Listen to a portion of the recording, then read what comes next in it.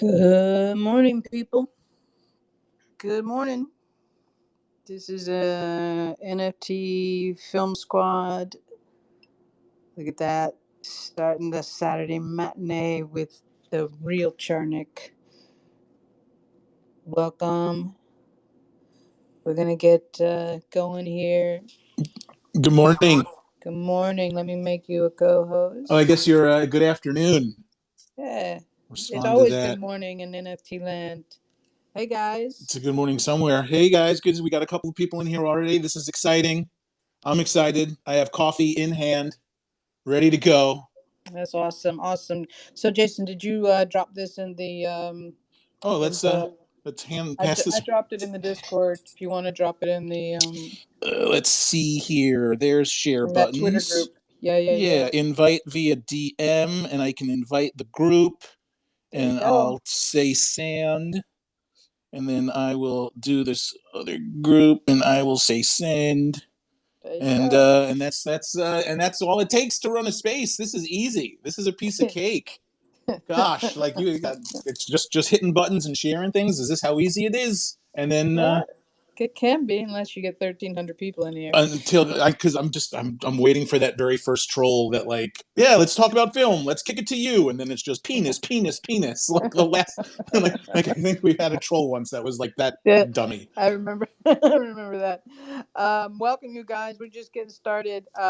So a couple things. This is, if you haven't ever come into one of our spaces, this is the NFT Film Squad. We are launching or premiering today. It's the Saturday matinee with Jason. This has been a long time in the works, and I'm super excited.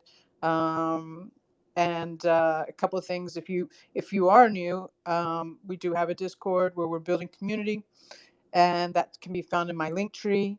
And the other thing is that we've been holding spaces. It started in Clubhouse, but basically we've been doing rooms and spaces for a year now on Wednesdays, from 1 to 3 Eastern, and then we have Mondays with Miguel now, also 1 to 3 Eastern, and now we've got the Saturday matinee with the real Charnick. So welcome, you guys. If you know any people that love NFTs and film and the future of Web3 and film, go ahead and invite them or retweet and let them know that this is happening now. ¿Qué más?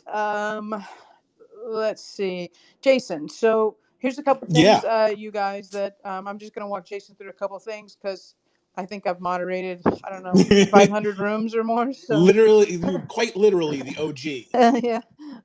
So a couple things here. So if you, let's say, you wanted, someone was up here as a speaker and you wanted to pin their tweet at the top of the of this space, you would hit their face, right, and then, or their avatar, then go to their profile, and let's say, for instance, uh, your pinned tweet. We're going to do your pinned tweet here. And you go down to that little arrow that's underneath the tweet. And at the very top, it says share tweet. And it'll have that little spaces thing. It'll say NF Film Squad, NFT Film Squad. You hit that, and voila. That is now at the top, pinned at the top, right? Easy You peasy. see that? Cool. And They really have to make this work on the desktop soon. It's so crazy doing that on the, like, I don't know how you do all of this like at the same time on the phone. dude, Like if I could just be like click, point, click, yeah, click, great. Like, but now I'm yeah, like phone, yeah. small, I'm old, my fingers are fat. It turns into a whole thing. Yeah. Well, again, I've been doing this a long time now. I mean, in NFT years, I think it's 10,000. So, um, yeah. So anyway, I'm going to be here and jump in at any point if you need. But this is your day to play around. Welcome. I'm so psyched that we're doing this with you. And like I said, if you want me to chime in, if you have any questions, I'm right here. But I do really want, to our community to have more voices, and other than just mine. So, Jason Charnick, Yes. Charnick, Oh boy. So real I guess it's Charnick. just I'm time to gonna dive in. I'm just putting a couple of my tweets up on the space right there so you guys can dude. check out who I am and what I'm all about, and my nifty film production company that we're doing. We have two projects that are currently already running. We have two more that are in development. I'm not here to use the show as a show or anything, so I will be mentioning my stuff along the way as part of the larger conversation. I'm glad that you guys are here. Um, it's been, I was actually just looking it up, it's been 11 months since I've been in the NFT space, and it has moved super duper quick. The winds of change have blown in many different directions since then. When I first got in, I'll give you guys a little origin story of how I got into NFTs and what got me started in this. About now 11 months ago, like I said, last March, a filmmaker friend of mine by the name of Noam Kroll. You should all follow Noam Kroll if you're interested in micro budget indie film production. He is fantastic. He had made a post about NFTs and how they could be of use for filmmakers. And I had just heard about it, just on the news. I was an avid TikToker a year ago. That's kind of fallen off. And I was seeing posts about OpenSea and NFTs and crypto and all of that, and I wasn't involved in any of it. I had no idea. And so my friend Noam had made a post about NFTs, and I was like, I don't know what the heck this is all about. So I left a comment, and I did know that our dear friend Gary Vaynerchuk, had been posting a lot. This was just before he released his V Friends, and he was posting a lot about NFTs and saying a lot, speaking a lot of truth and wisdom that we're going to touch upon here today too. About 99% of projects will eventually go to zero. Always do your research, all that fun stuff. So my friend Noam had made a post about it, and I was like sitting in front of my computer, like debating for about 30 seconds. Do I tag Gary V? Do I subtweet him? Do I just do I just mention it? And so I ended up tagging him, and like immediately he must have had his phone in his hand. I don't know how excuse me, I don't know how the notification got through, but he immediately commented back and was like, hey, I'd love to talk to you about this. And I was like, I'm just the guy commenting on my friend's tweet. You might want to talk to him about it. But I ended up getting a half-hour personal call with Gary V. And that was, I was just looking it up because I was curious as to the date. It was on March 9th of last year, so almost a full year ago. And we had a really great talk, and it was just before V Friends was released, so I could tell that like he was just doing some recon on someone that was a little more skeptical about the world. And because I was skeptical. I am generally speaking a skeptic on these things, but here I am now as a full convert.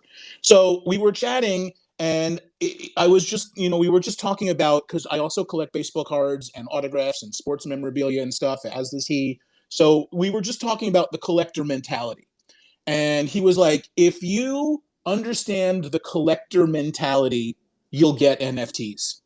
And that gave me pause, and it really started me thinking about what that all means.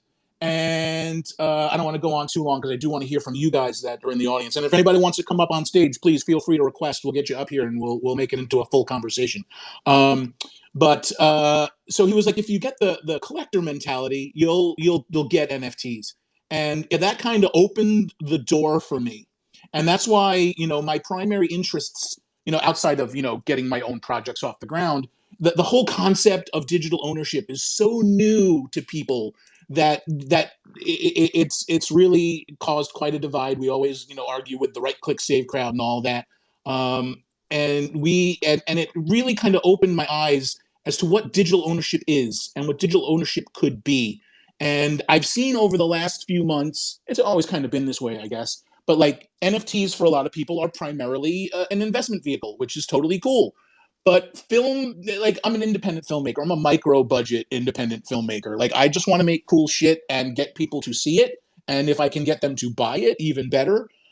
So I've just been really interested in the psychology of collecting, of digital collecting, and everything that really entails, because it's different. For movies, like and my timeline is just filled with such wonderful art and artists over the past year. That's just been such a mind expanding blast of energy and excitement that I just love. 2 years ago, I would wake up and my timeline was filled with politics and garbage and bullshit and yelling and people arguing. And now I wake up and my timeline is filled with beautiful animations and beautiful paintings and beautiful art and beautiful films. And it's just such a wonderful blast. What was I saying? So, so I've been, introduced to this wonderful world of art.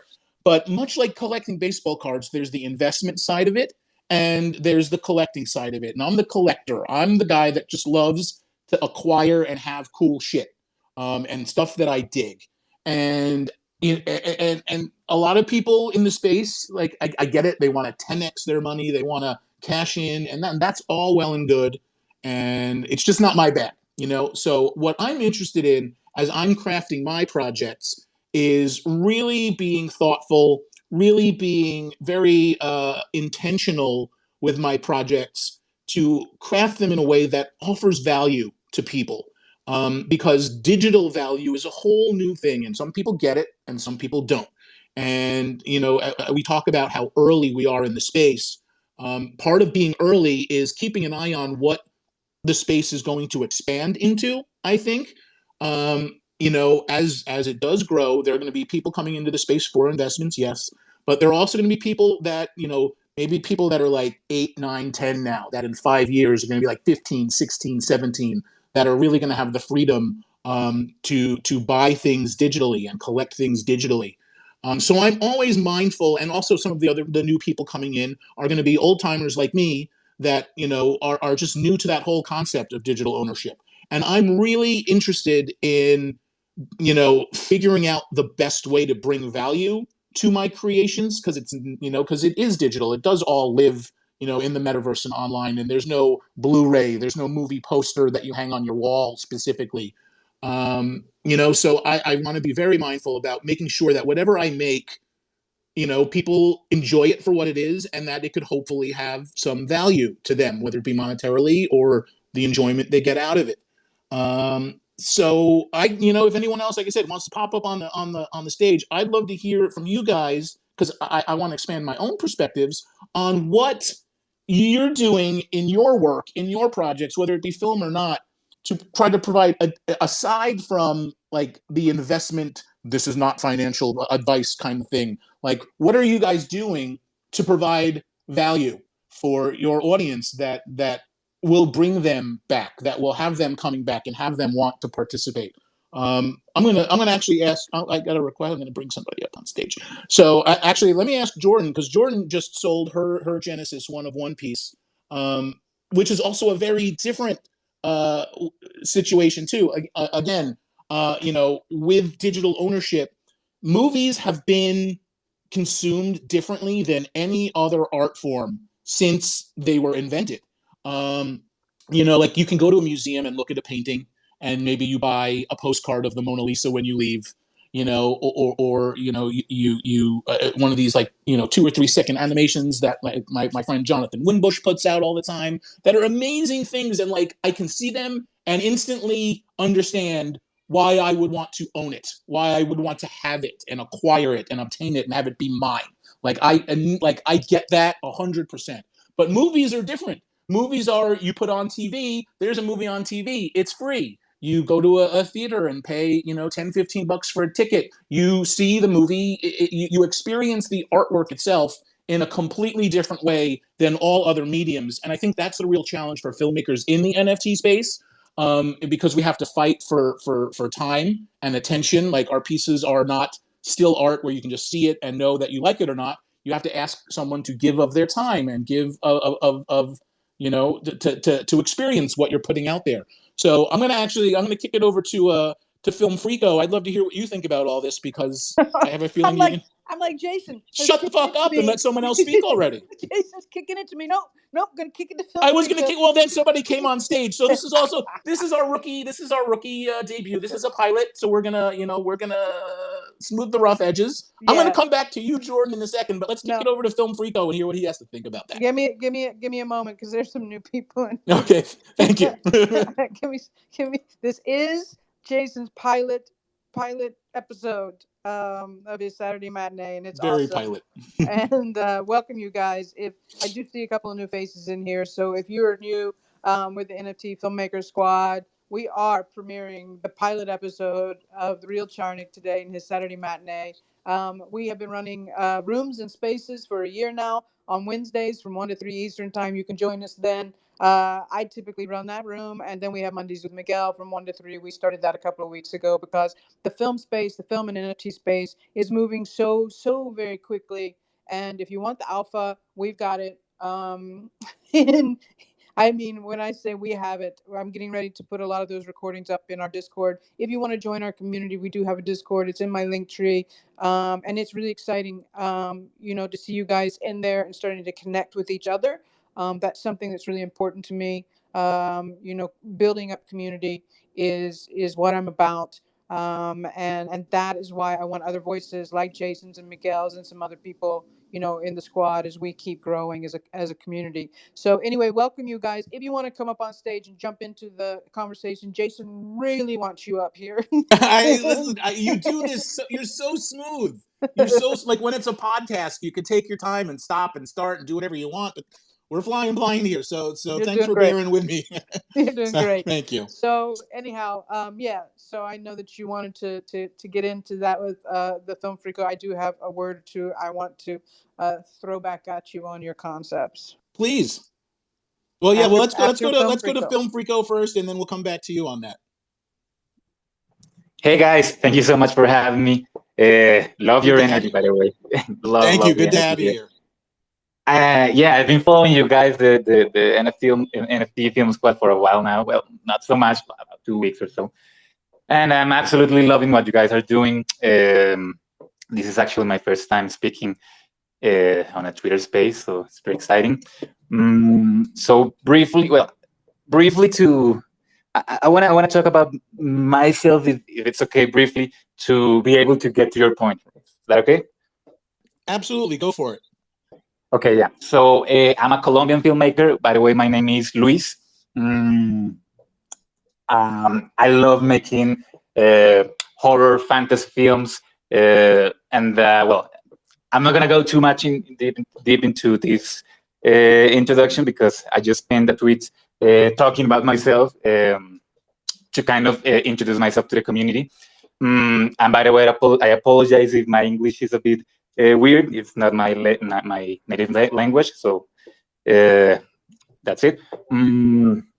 So as I was telling you, I'm a Colombian filmmaker, independent. I write, I direct, and unluckily, I have not been very successful with the films I've created. Like you said, Jason, I'm also a micro budget filmmaker, and I've done many short films over the years, and 2 feature films. One of them is like my baby, which is called The Girl, the Hunter, and the Firefly.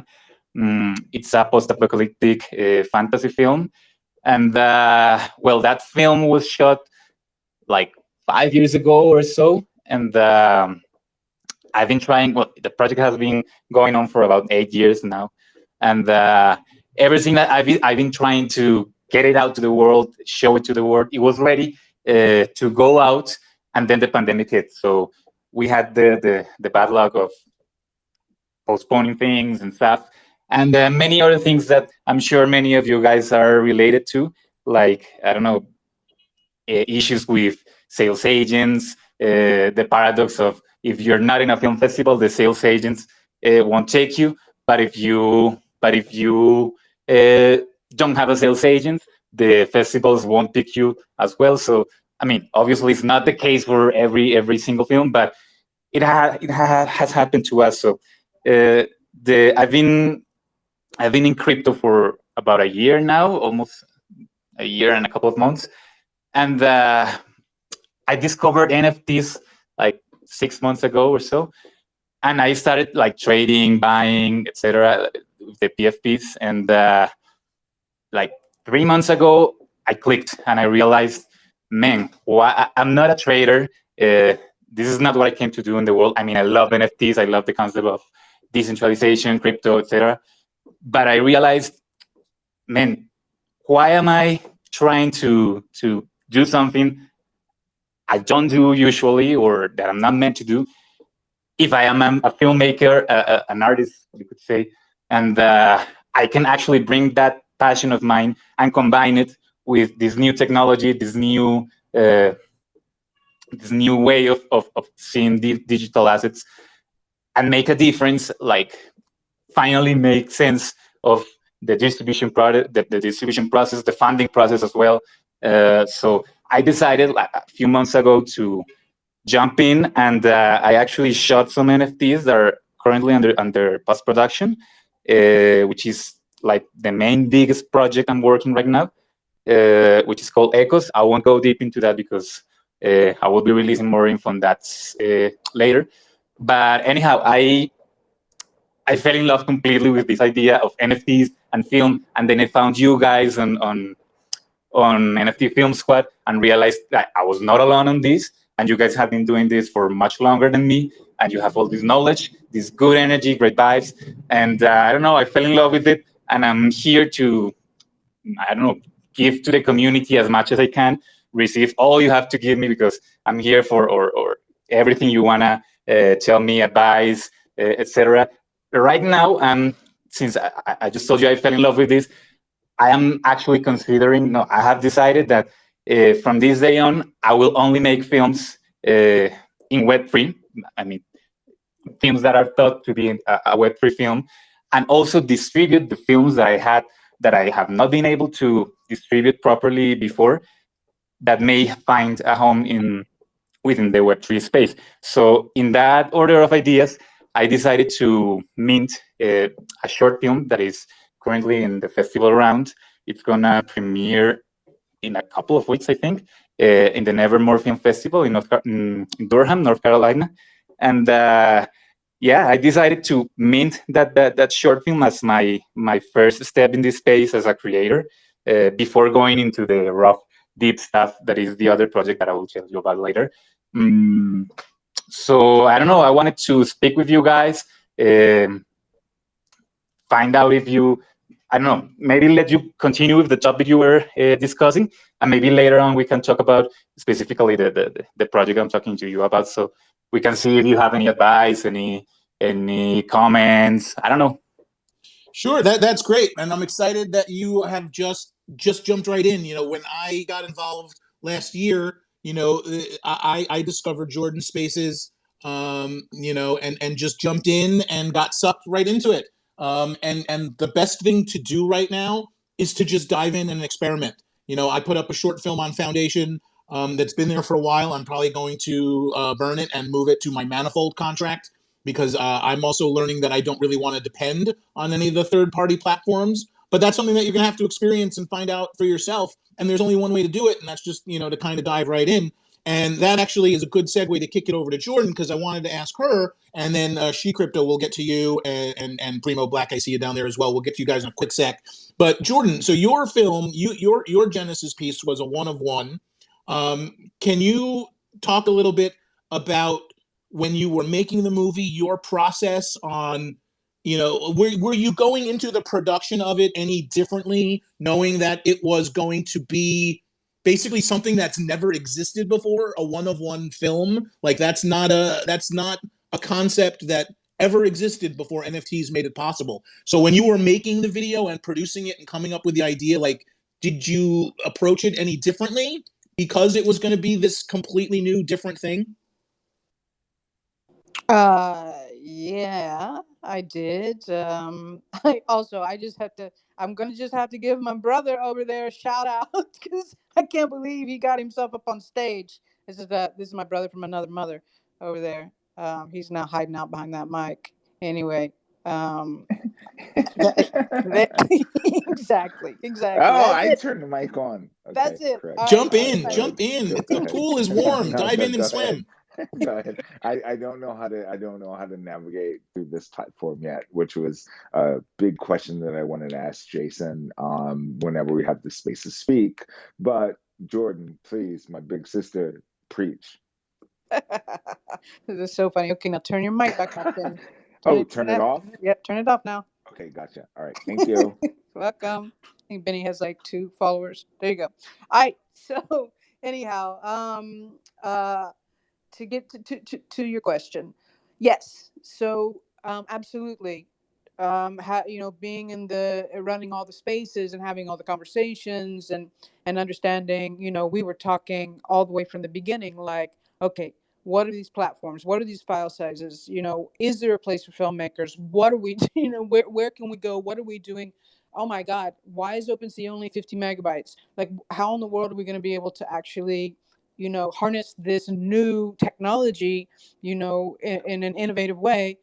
And it was through a lot of those conversations, not just the weekly spaces that we were having, but, that I was having, with other people offline, including you, Jason, at some point. And so a lot of that went into the thought of like, okay, well, I have things on my hard drive. I could probably just, take film clips. I mean, if I really wanted to just kind of put something out there, but I didn't. I wanted to make sure that it was my own voice.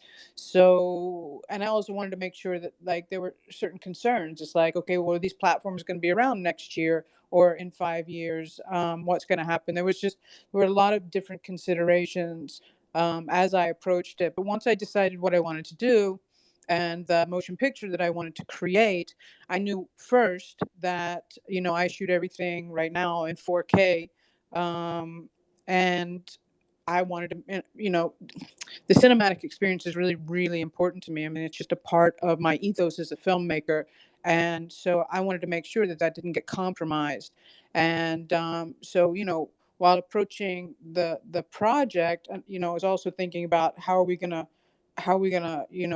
basically crush this down to be able to fit in a platform, and which platform would be best. And at that point, we had really watched Zora like really leveling up their game completely.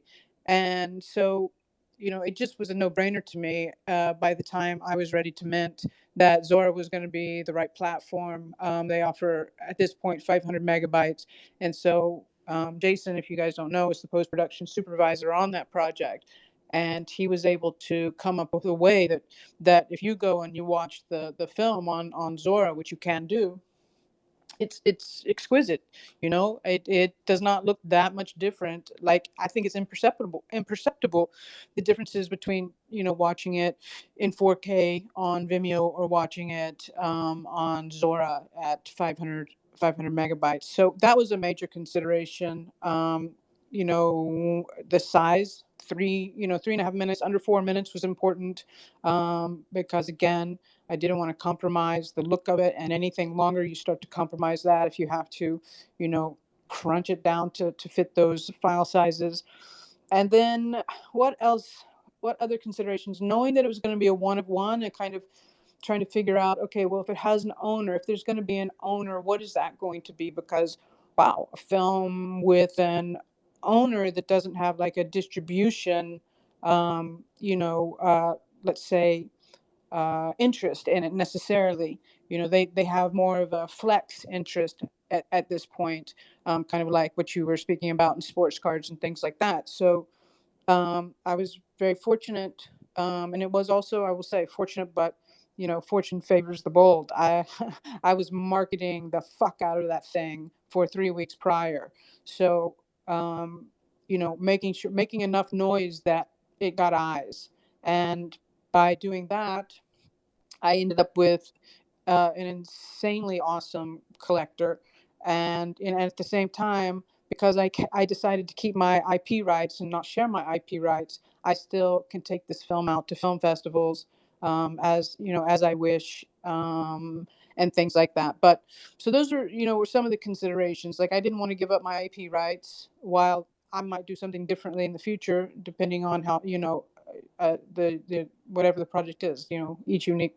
Each project's unique. So I'm trying to think, Jason, if there were other considerations. Well, It let was me a let lot me ask you technical. let me ask you this then, because this is where, not that I'm necessarily having trouble, like I said, but still trying to figure it out. So like, when I see someone post a drawing or a painting, or like our friend Fancy Crystal, like she has this awesome project that she just released of all these one of one paintings that are amazing. Like, I understand, like, if I buy one of those, I own it. I feel it. I feel like I own it. I know it, and it's mine. But with a movie, especially as we talk about the delineation between IP rights and digital ownership, the question, especially with a movie, becomes, well, if you're not buying like the distribution rights, and we've talked to Kamani and his awesome tokenomics and all of that, when you buy a movie, like if you buy a movie at Best Buy, you buy a DVD and you have a DVD of it, you have a Blu-ray of it, you own that, but you don't own the content that's on the DVD. Like we get that, but there's also 10 million of those things produced.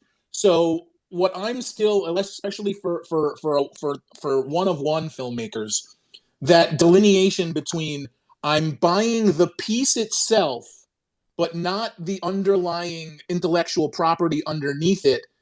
I am personally still like I'm having trouble like getting a grip of the concept of why. And your Well, collector is amazing, but why like would you want why? to? Why would you want to buy a Rothko? The Rothko. You go to Sotheby's and you want to buy a Rothko. Why? And it's just like Gary says, it's to flex. It's to say this is mine. This thing is mine, and It's it's the not same thing. yours. It's the And same thing. right. But movies have always been different than that. Like movies, just for the history of film and the history of commercial film, it's been, like with a Rothko, like you've always experienced the art the same way. But with a movie, you're now experiencing the movie in a whole different way. And I don't follow you, Jason, because if I made like The Sea Is All I Know, right? right. And it was gated for a long time because we were running around the world in film festivals showing it exclusively, and then it was an Oscar contender and things like that. But once that happened, I decided I'm just gonna give it to the community on Vimeo. I'm not. I actually turned down a bunch of distribution deals, which are unusual for short films. Now, there was no owner of that except for me. I own that, you know, as well as I own the property, as well as I own the IP, right? So people got to watch that film, but they didn't pay me. And to me, this is, I'm just selling ownership now. And to me, there's no different than a Rothko. It's like I could sell, if I owned the original Rothko and I had a token that said that I owned that Rothko, then anybody can come to wherever I decide to display it and see it for free. Or maybe if it's in a museum, they pay to see a whole bunch of things. Or if someone has a copy of it and they decide to hang it in a room, they see a copy of it. It's kind of the same to me about a film. They might see a copy of it. They might see it at a film festival where they pay, or they might see it in a theater where they pay for it, or they just own it as a flex. You explain it well. You explain it well, and I don't know. Like I've even spent time thinking about like why why do I have like what like because nobody else seems to like why am I having trouble with this one part of it?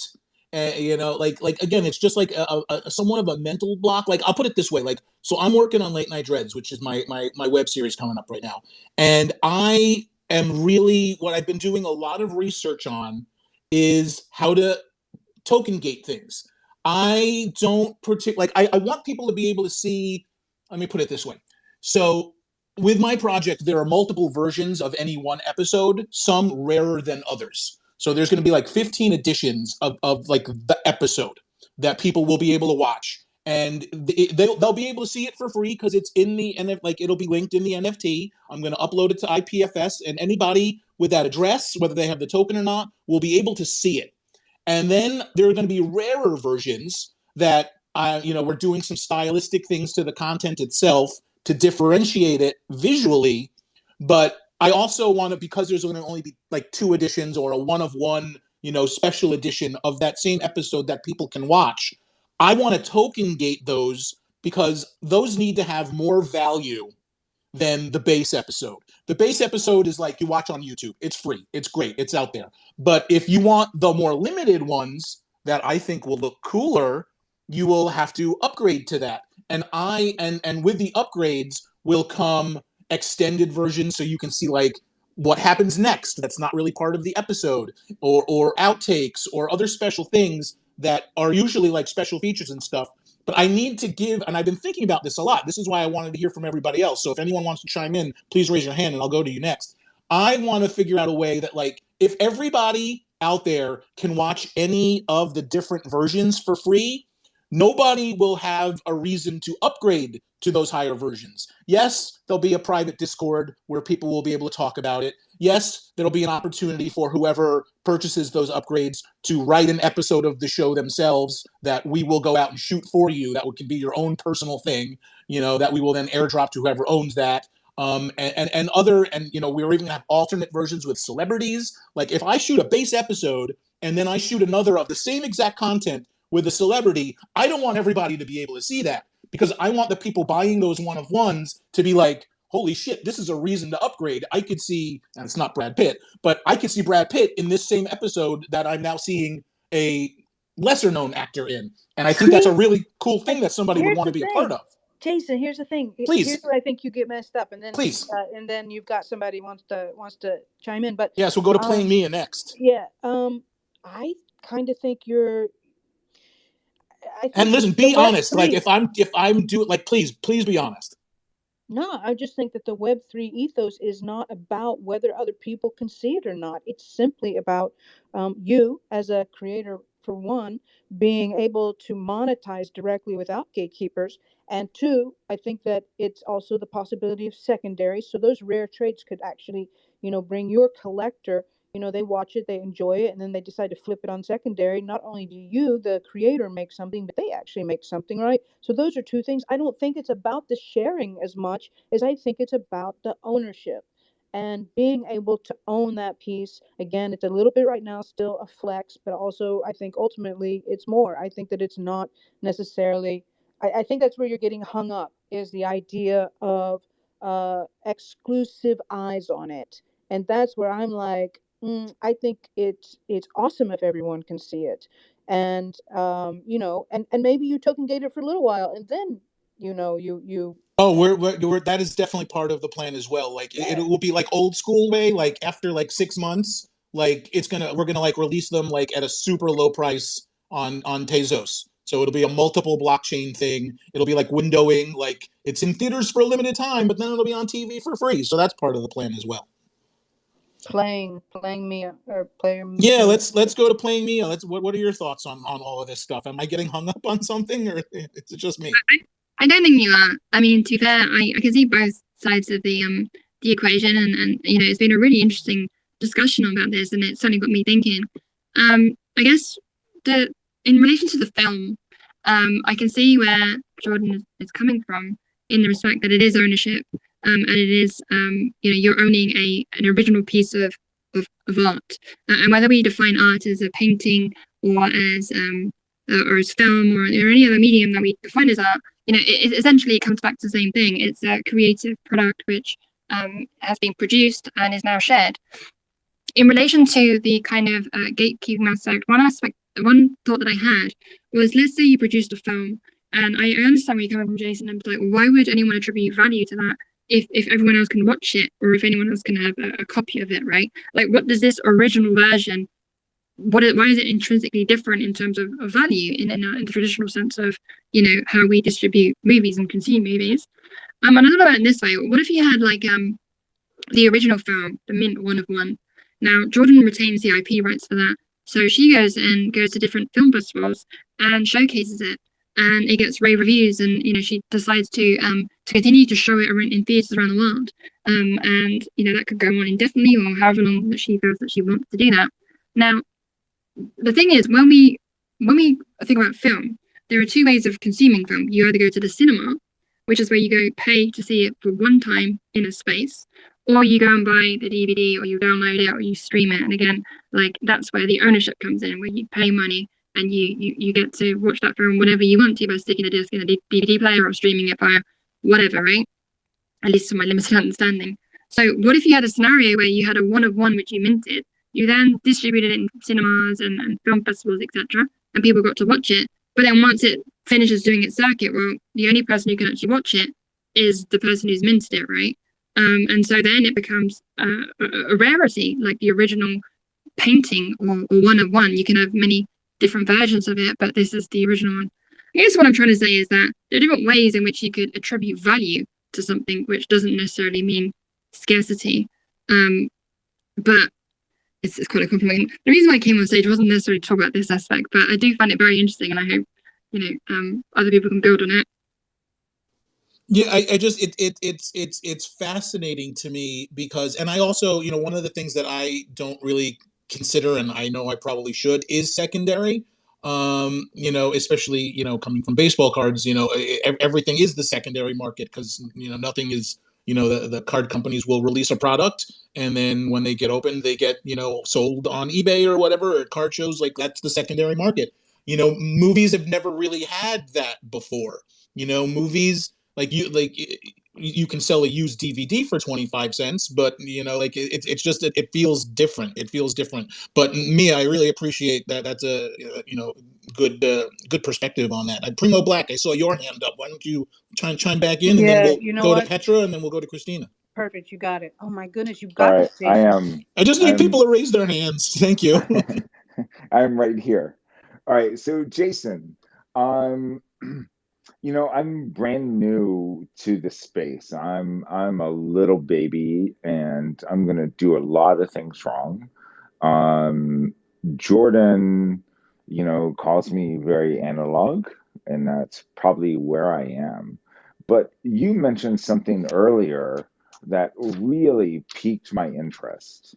When you were talking about investors versus artists, all right? Am I being heard? Oh, absolutely. Keep going. Okay, cool. So yeah, investors versus artists. So I'm an artist by nature, but I have created a business where we're doing some investments, right? Um, and we're investing in artists and supporting artists. So my question to you is, how are we? It seems that there is this juxtapose of where there isn't a line that is married together, and investors are seen opposite from artists. Can we be part of that same space? Like, for instance, right now, um, man, I could take 2 weeks off of work and, create some great artwork, but I would rather be a part of the entire process and promote artists. But how are we looked upon in your field, in your realm? Because I'm brand new. So like if do I present myself as a company or a person? Right? So like if I present myself as a company, do we look like schmucks who are doing like rug pulls? You Oh know? my God, Benny, this is such a good question, but I could totally answer this in 3 seconds. Go, Jason. Okay. Go, Well, Jason. Yeah, I think another voice to him is awesome. yeah, no, I Yeah, think that's please. a wonderful question too, because I'm in that same exact boat, and you might feel like a baby in the space, but like just because I've been here for 11 months, like I'm no expert, I don't have all the answers. Like when I decided to get in a year ago, I created Nifty Film, and it was going to be the Kickstarter of for film in NF in Web3, and I had some ideas that I still haven't spoken about publicly that I don't think anyone else has implemented yet that maybe I will someday. But like very quickly it went away from like being Nifty Film and like it was just me. So now that like I have projects under the Nifty Film banner, yeah, like people don't know what Nifty Film is. They don't know they don't know who I am. They don't know what that is. So like half the battle is just letting people know who you are. And that includes coming to spaces like this and introducing yourself and making yourself known, and and just getting involved and not being afraid to make mistakes, not being Of afraid, course. just go to town. I've kind of loved this. Like I was introduced to this. So Jordan told me about this world, and her brother Cody told me about this world last March, 12 months ago. I didn't pay attention, and our mural company did a big ass Board 8 mural for Art Basel. And everyone was like, "Oh, you need to come down here." So I was like, "Oh," I immediately took a red eye. My business partner took a red eye, and I was like, "Oh, shoot, this is what's happening now." Right now, we have a business person who's on a business side, but that's not my agenda or love. I see like, and Benny, can I to, just interrupt you for a yeah, second? sure. Because I think this it's such a great question. I'm so glad we're not having this as a private conversation. I think a lot of people will get some value out of this. You're an artist and you're a collector and you're an investor, just like I am. So I'm an artist first. That he's he's smoking. I can hear him lighting up that cigarette. Shut Um, up. Okay. and so as an artist, my brand, because I'm not afraid of that word as an artist, is Jordan Bayne. But I'm a huge community builder, right? And I'm a rising tide floats all boats. I am that person that if your dream does not involve others, it's not big enough. And that's straight out of Ava DuVernay's playbook, right? That is Exactly. my thing. So yes, Jordan Bayne is the Exactly. artist, and Jordan Bayne is here talking shit all the time, right?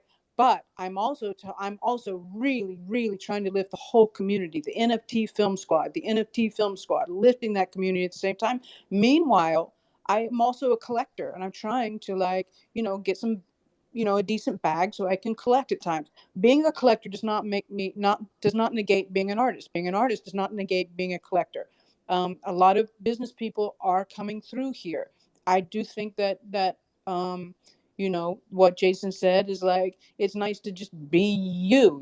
I mean, there are some anonymous ones like 888 and semi anonymous like oh my So god, what's his name? So what is the um benefit of being anonymous? oh Because dude, there we're are not so going many down that road folks. right now. We're Okay, not going down gotcha. that road. That, Okay. We're that is staying that in is the a All right, all right, all right. conversation for another day Okay. for sure. Okay, all right, Yeah, gotcha, yeah, yeah. gotcha. Because Yeah, and yeah, also yeah. because we got Petra and Christina with their Yep. hands up. Okay. But All that right. was a great question, Benny.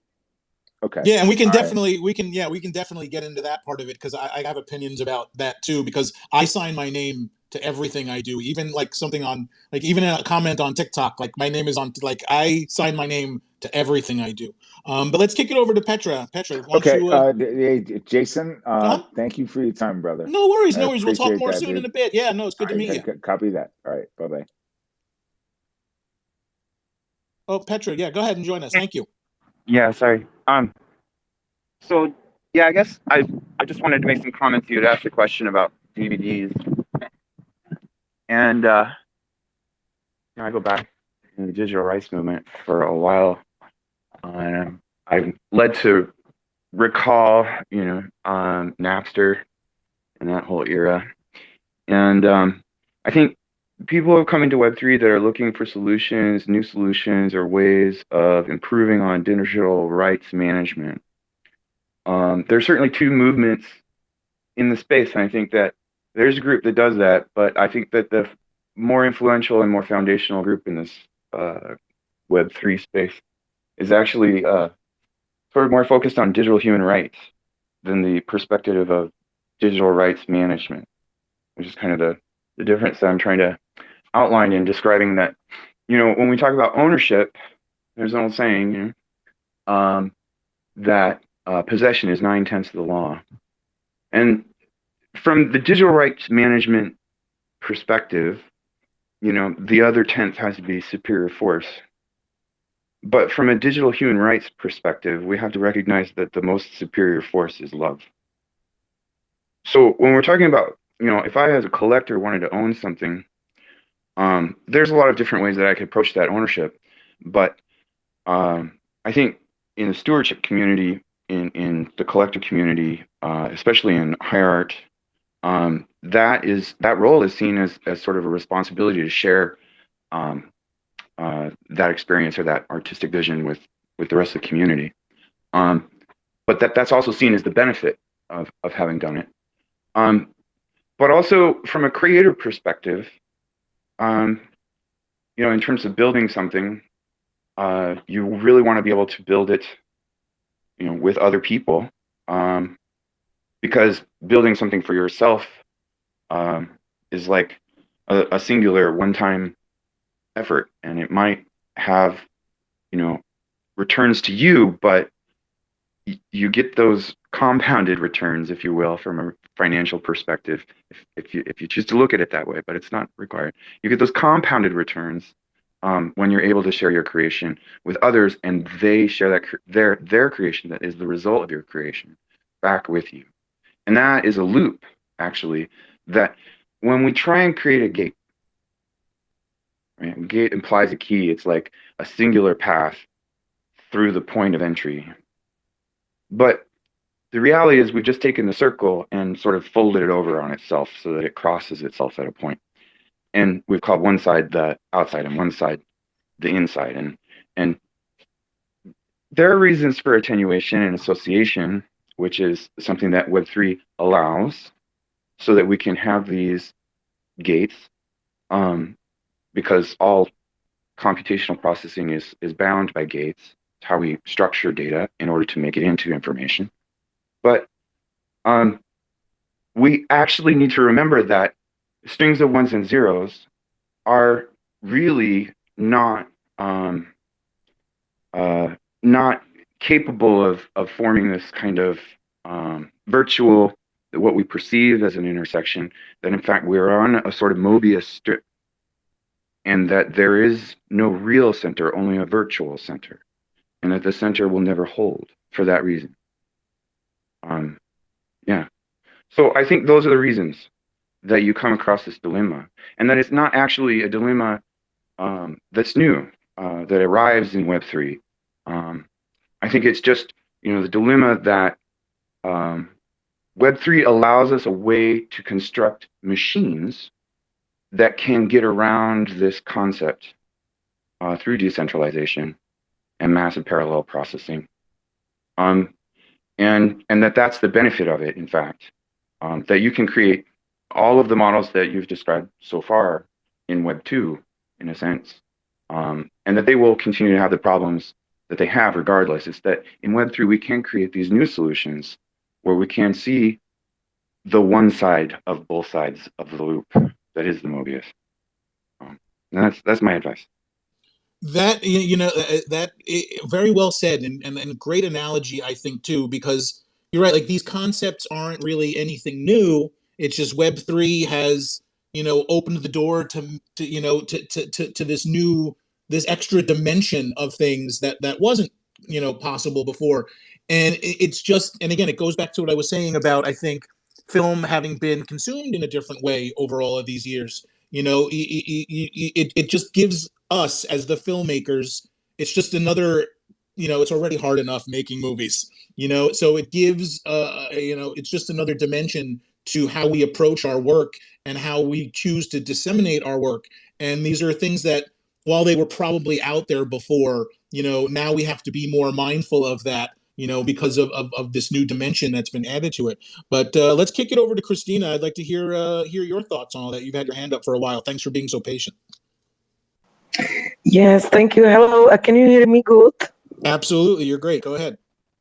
Yes, so thank you, Jordan, for holding these spaces for a year. I'm just like listening and gathering my thoughts about what we're speaking, and I don't have like any precise reaction to exactly what we were now talking. I just wanted to ask if maybe later we can talk, because I would like to know your guys' opinions about, Quentin Tarantino was trying to enter the space, and there was some problem that because he is not the owner actually of the IP probably of the movie that he was doing the NFT from, and there was the distribution company was actually the owner, and there was some postponing. So if you guys also know about it something, and your opinions, and also that Johnny Depp will be entering the space. I was jumping in the Discord. It's with what's the name? I can find it. And basically, I don't. There are different approaches. I feel like, or my impression from the Discord is that he maybe hopes, or like team about him hopes to even attract filmmakers to maybe even do some some project with him, because he has there a channel that is like, are you a filmmaker or a short filmmaker or something like this? So, but now it's just my assumptions. Yeah, do your own research, jump in these discords for your own. So that's maybe just a topic for later, or if you guys heard about it. But this, of course, everything now is interesting, and every path, who knows how it will be. We're now creating it here. Jordan is creating actively, and we're contributing here with our thoughts and our approaches. And I can also say my approach was, I need a cinema. Yeah, that was my, like, I need a cinema where will be like my movie will be shown. So I've built a small cinema in CryptoVoxel, and there is needed maybe, I assume, I think some bigger space where like more people can show. As we were talking last time when I was here, there is some project like this already, because my cinema is just like really for my movie. It's like club cinema, let's say, or something. Yeah, the installation you can look on my Twitter. But yeah, that would be my few cents, and let's talk more. And I'm curious if somebody knows more about the Tarantino and Johnny Depp approaches. Yeah. Okay, I'm going to jump in here for a second, Jason, because we're going to come back to this. But Go for it. since, yeah, and then a couple people seem to have had their hands up. But this is a great moment to just sort of reset the room for you guys that are just coming in. We are the NFT Filmmaker Squad. We've been holding rooms and spaces for just about a year now.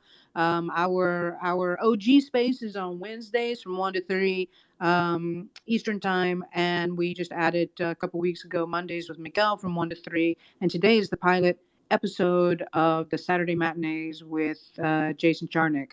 So we're super psyched that you are here. I think that we have really been diving deep for a year now, and have probably accumulated most of the alpha in this space at the moment. And if you want to get to know the community, join the community, we have a Discord. It's in my link tree, and little by little, it's growing, and people are getting involved and getting to know each other. And that's, for me personally, that's very, very cool to see. I'm enjoying watching the camaraderie start to grow there. The other thing that I wanted to say is, I forgot, so I will throw it back to Jason. Well, just quick, like we can dive back into it really, really quickly. We can dive back into it in a second. I want to get to the NFT DAO, but the Quentin Tarantino thing, real quickly, was he wanted to sell some Pulp Fiction stuff. Miramax owns Pulp Fiction. He created Pulp Fiction with Roger Avery. So now he's in a legal fight with Miramax, and that's unfortunate. But Miramax's going to do what Miramax's going to do.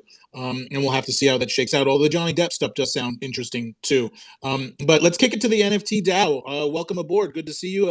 I don't think I've seen you here before, so it's nice to meet you. And what are your thoughts on all this filmmaking in the Web3 space? Jason, I really appreciate that warm welcome. And Jordan and Jason, I got to thank you both. NFT films are a super underrepresented sector in Web3, so you're doing really great work wrangling together the crowds here. My name's Rich. I'm from the NFT DAO. We're this grassroots collective of developers and content creators and professionals, and we're bridging gaps between all the different real-world sectors and the NFT space. We help give tools and resources and knowledge. I'm sorry about that. And knowledge that will help NFT creators save time, save effort from feeling around in the dark a bit. I wanted to come by because we're launching a metaverse, and I'm not chilling today. I'm actually doing casting calls of sorts. We're launching our own community-run metaverse called the Mirror Towers, and we're having weekly events there. So we have a concert hall where we're going to be doing NFT concerts, educational seminars, and I was hoping in the future NFT movie showings. We did this Mirror Solstice art gala last December. Really great time. We had a couple dozen artists present their art in this metaverse museum we have. We're building ours from scratch, so we're not on the bigger platforms, and this allows for a little more flexibility, a little more censorship resistance too. So I wanted to come by and ask if your community or you, the ladies and gentlemen in this group here, would find value in, and if you would be interested in, we're trying to build what would kind of be the equivalent of a metaverse Sundance Film Festival. We want to do a week-long exhibit where we have, the imagery and the videos and like a little gallery exhibit of all of the NFT filmmakers in the space. I don't feel like there's been a very coordinated effort. It's kind of fragmented a little bit. Everyone's kind of fending for themselves. But I want to make something where we do a week of showings every single day. We do NFT film showings, and we can have filmmakers come up and speak about their journey coming into this very niche sector of the NFT world. I'm slating this for the third week of April to give time for the filmmakers to finish minting or to help onboard new filmmakers interested in the space. I love Right. that. I just wanted to jump in because I love that. I think there's room for everyone. But I do wanted to say that we're not as fragmented as you think. We really are like, the NFT filmmaker squad's really been a destination and a home and a community creating spot. And where now you see people coming in. Sure, a lot of new people are trying to figure out like, wow, as you said, the film thing is underrepresented. But some of us knew it was coming. I knew it was coming. And especially once I saw what was happening with photographers and Justin Aversano and Casamard and Drifter Shoots and stuff like that. But I think that it's really cool what you're doing. There is the NFT Film Squad will be also involved putting together a film festival. Right now, we're supposed to start in March. We'll see about that. But we have spaces and things like that for it. But again, I love like, knowing that there's another place like you out there for like a week long. That's fabulous because then you have like the resources to be able to create, like the reason we chose to only do a 2 or 3 day was just a matter of like time, with the creators. But then if you have a week long thing where you're doing Q&As and things like that, I'm definitely down for talking to you. You can just DM me, and finding a way that anyone, pointing you towards filmmakers, connecting you, and supporting you in whatever way that I can and that the squad can.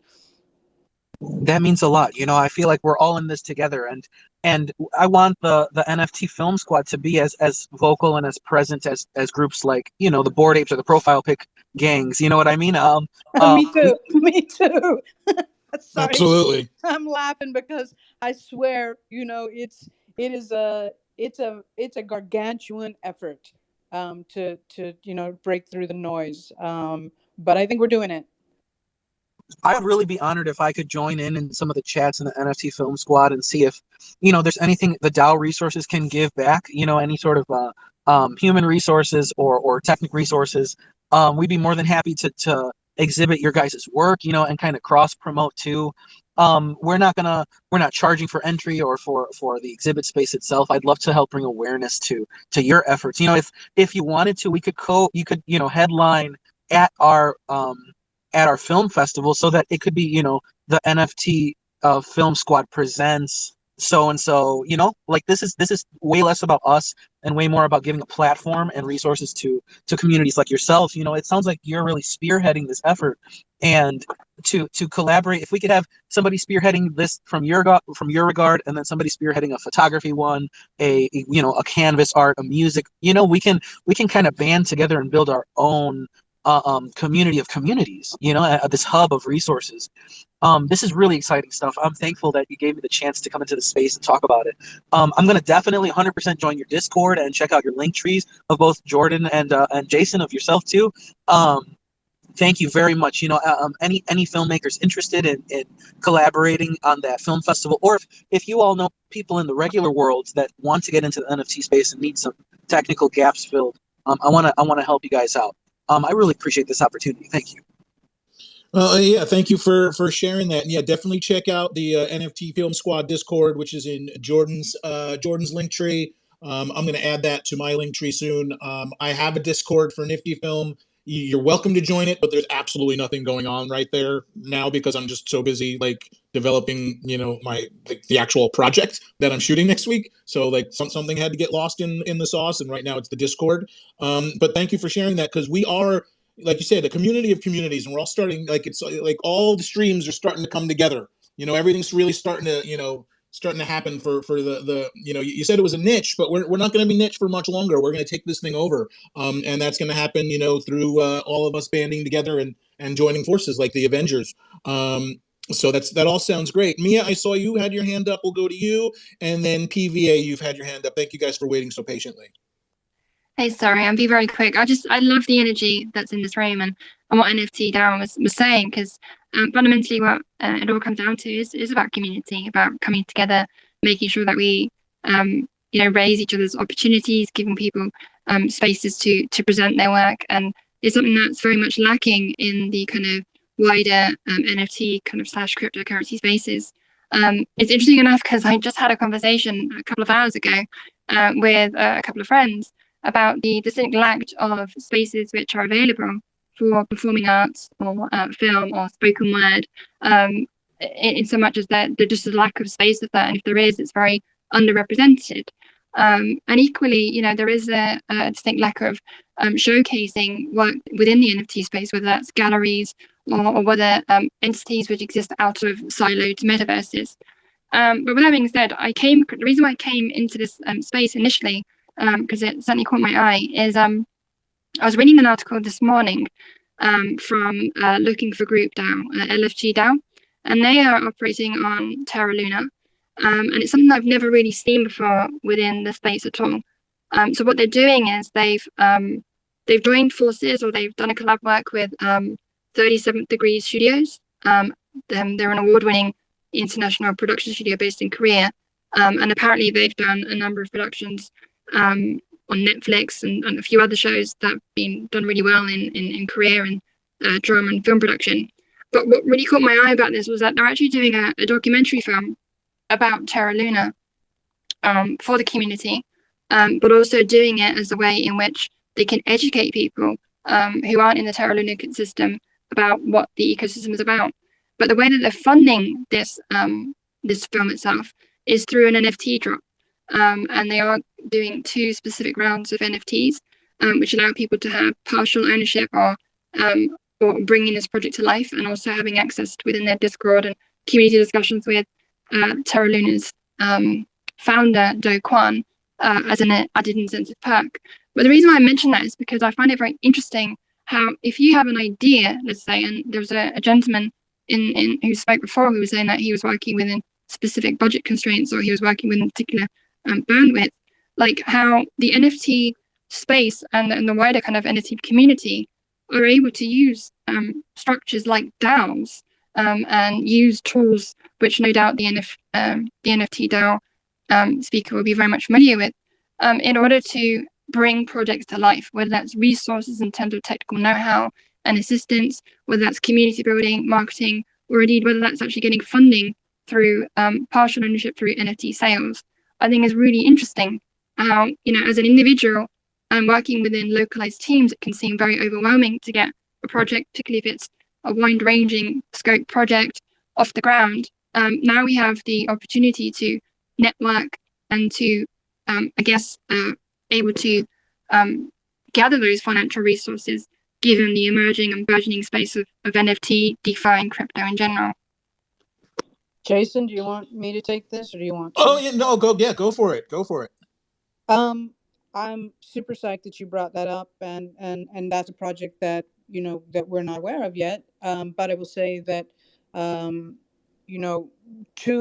the point of how people are using NFTs to crowdfund and things like that. We know a lot of projects that have been doing that over the last year, and also projects that are creating DAOs in order to create some sort of crowdfunding and things like that. I'm going to give Jay Harry a shout out down there, because he was one of the first people to come into the NFT filmmaker squad, and he really was he was like really the trailblazer as far as I'm concerned, putting his first films out there, and trying to figure out how he was going to mint them as NFTs and then create, get some money. And now he's moved on to do something far bigger and far more complicated that I can't really explain, but by using NFTs, like artifacts, I'm not exactly sure what you call them, Jay Harry, but like artifacts, where they've been, again, selling those as NFTs for bigger projects that he has going on with NASA, I believe, and things like that. But then there's like Julie Pacino, who did 3,000 photographs and did different tiers and collections, and has different types of offerings and utilities, where she raised the funding for her feature film by selling those as NFTs. And then Miguel Faust is doing the same thing with his feature film. And in fact, what he will be doing is, when he drops his, I think it's 4 different tiers, of NFTs, and they give you different utilities, then the people that own that will actually form a DAO for that particular film.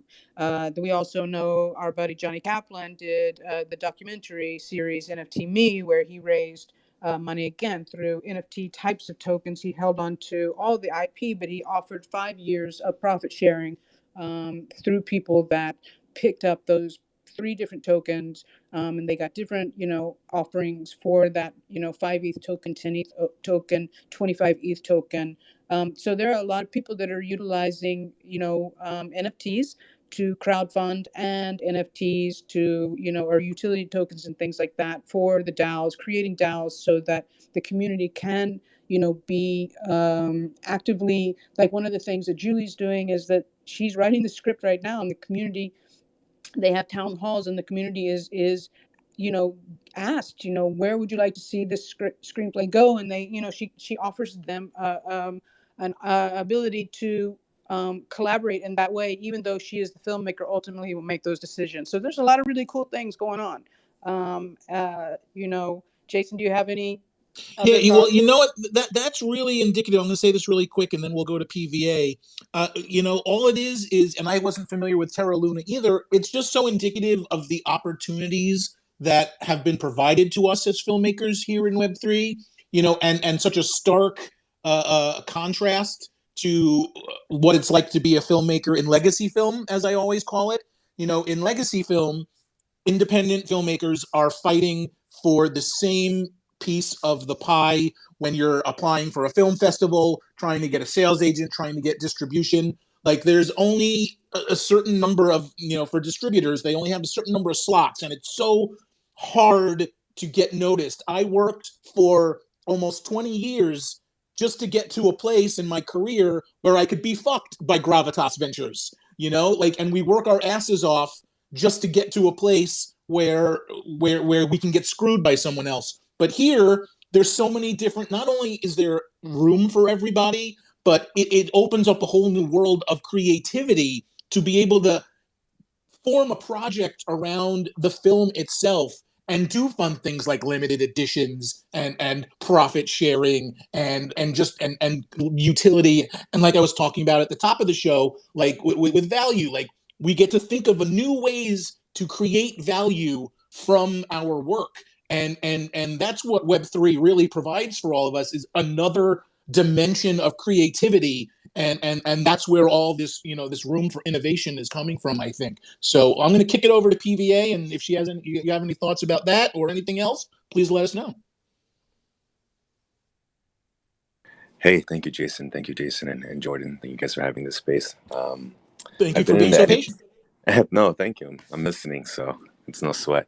I've been in the NFT Film Squad for maybe a few months now, but it's so hard to equally distribute attention between everything going on in Web3. I'm trying to be more attentive to the film stuff. Historically, my background's in filmmaking, so why my interest? And thank you to Viva Feature Film, because she sent me the DM to get into this place. I would have forgotten completely today. My question to you guys is, what do you see happening? This could be to anyone, to Jordan, Jason, anyone up here speaking, as far as Web3 and its implications for film for this year. Like, what would you like to hope to see? Like all of my film friends at all varying degrees of success find no interest in Web3 or how it relates to the art of storytelling via whether it's live action film or virtual production, animation, what have you. I mean, I really don't have any really good selling points to tell them. I'm here because I like technology, and it's very important for me to be at the forefront of innovation, but there's no way for me to actually communicate that to someone who's shooting a series for HBO, to also be like, hey man, why don't you explore Web3 stuff, when they're making a substantial salary and it doesn't make sense for them to enter the space. What has been both of yours experience, or anyone up here's experience, speaking to more traditional filmmaker colleagues? And thank you. I can definitely speak to that, because I also said at the very, very, very, very beginning, I had gotten into this space because I saw my friend Noam Kroll had tweeted about it. And there was a time, I don't know, it was about a year and a half ago, like during, when the pandemic in America at least was really at its height and things were shut down. And I just saw, just on TikTok, for instance, just video after video of filmmakers being like, this is how I'm going to use NFTs. This is how I'm going to get rich off of NFTs. Like, I'm going to sell a lifetime ticket to all my movies, and I'm going to do this. And then, like, nobody actually went and did it. Like, nobody actually, like, I felt like I was the only one that was, like, diving in and just messing around. And I, over the past few years, since 2018, since my feature got into South by Southwest and really leveled up my career as a filmmaker outside of, like, my day job as a post supervisor, I was introduced to a whole world of just incredible independent filmmakers, from Jim Cummings and Thunder Road to Elena Weinberg and Duncan Coe and their movie A Room Full of Nothing, and Chelsea Christer with Bleeding Audio. I can go on and on. I just know so many awesome, micro budget independent filmmakers. And it's fear. A lot of it is fear. I was unemployed for a really long time, trying to get my projects off the ground. And I had nothing to lose per se. Like, I didn't have a job taking up most of my time, and it's already hard enough to make a movie, let alone a movie for a Web3 community, a Web3 audience. So, like, initially it was just like, I'm going to do the same things I was doing before. I'm just going to put them up on OpenSea and see what happens, and just kind of experiment and mess around while still keeping an eye on making films for, legacy audiences and film festivals and all of that. But I think a lot of people, it's the fear. There's already that crypto obstacle for a lot of people. Turning fiat into crypto is already a huge leap for a lot of people that are just afraid to try new things. And then, over the past, about a year ago, NFTs were, not that they were a new thing, but just societally a new thing. And now that it's kind of going down this PFP direction, and Steph Curry buying a Bored Ape for $600,000, like, that's all people see, and that's all they know. And it's really tough, even when trying to explain to people. I tell independent filmmakers all the time, like, even though Web3 is just as hard to make a living at Web2, there's no instant riches here. Like, you should have some sort of NFT strategy for your film, even if your strategy is nothing or next to nothing. Like, this is here, this is real, whether you like it or not, like, this is where it's at right now. And this is, quite frankly, this is where the money is. I've had multiple people be like, well, why can't you just do a Patreon? Why can't you just have, like, a, God. and that's it, and Jordan has thoughts on that too, obviously, and I said, I could, but I don't wanna, because this is A, it's more fun. B, like, look at this, we're actually talking. We're not tweeting at each other. We're not, our faces are still behind the screen, but we're connecting on a personal level with each other that doesn't happen outside of Web3. I don't see, maybe, I'm sure there are, but, like, none of the people I follow are ever like, come join me in this indie film space where we can talk about indie film. Like, it just doesn't happen that way. So, like, now that I'm here on the other side, if you will, like, this is a wonderful place for collaboration and partnerships and community and networking that, although, like I said, in Legacy, I've met so many wonderful people. I left South by Southwest in 2018 on Cloud 9. And I was like, I wish all these filmmakers that I just met could all get together and create a super Avengers team and make, like, the best movie ever. Like, literally, I said that to myself like 4 years ago. Like, why can't that happen? And then I very quickly learned that they're all off doing their own thing. They all have their own projects, and in some odd, stupid, sucky way, we're all competing with each other to get into a limited number of festival spots. But then I came to Web3 last year and was like, holy shit, this is what I was talking about. This is the Avengers. Look at all these amazing, and if you've seen Jordan's work, if you've seen, some of the work, Jay Harry's work, other people that are in the room today, fucking amazing, talented, crazy talented people that are doing what I, like, just had a passing thought at. So, and it's something that it's a huge interest to me as well, because, like, when we say it's early in NFTs, that means the ecosystem is going to grow, and that means new people are going to come in, and that means some of those people that are, like, anti it right now, and they'll come around because, for a lot of filmmakers, you got to go where the money is, and that's where it is right now. But then when you actually step into this space, holy moly, like look at the magic that we create when we talk to each other and connect to each other, from around the world. So it's a challenge. It's definitely a challenge, and I have a story I can tell about that, for another day. But I want to hear Jordan's thoughts on Patreon, actually, because that seemed to tickle your fancy. So Well, listen, look, we've talked about Kickstarter here. I had one of the first successful Kickstarter campaigns, and that was a fucking whole 30 days of it is a myself and slog. getting fucking everyone else in the world, begging them, Oh, awful. right? And then there's Patreon, where again you've got to create community, and you're just like, what the fuck are all these rewards? Well, you know what the reward is here in Web3 at the moment, and what I'm super excited about, things like stealth airdrops, things like, again, even if my collector wanted to sell my one of one, more than likely, not only is she going to get her ETH back, but she's going to make money. You can't do that with Patreon and Kickstarter. Your people aren't going to be sharing in the revenue stream, and so that's just right there one of the super cool things. And certainly with the more short form stuff, and I don't know what that's going to look like. I think the question, to get really specific, back to PVA's question, is we don't know exactly what it's going to look like next week, but I can tell you it's going to jump leaps and bounds next week, because a whole bunch more people are going to come into this space. They're coming in droves already, and a lot of people are innovating that we haven't even heard of, but we're going to start hearing from them. I love what Blockbuster DAO is doing and what they're trying to do, because ultimately they want to create a financing model for creators, for filmmakers, so that they can, so filmmakers can do what we do best, which is focus on the filmmaking, and not being, not trying to get a little equity here and a little tax credit here and a little, whatever, and patch together some sort of super low budget thing that you hope that doesn't compromise your film. I think that we're going to see, again, like even Beam. I mean, these are two people that I've had the chance to spend a lot of time with.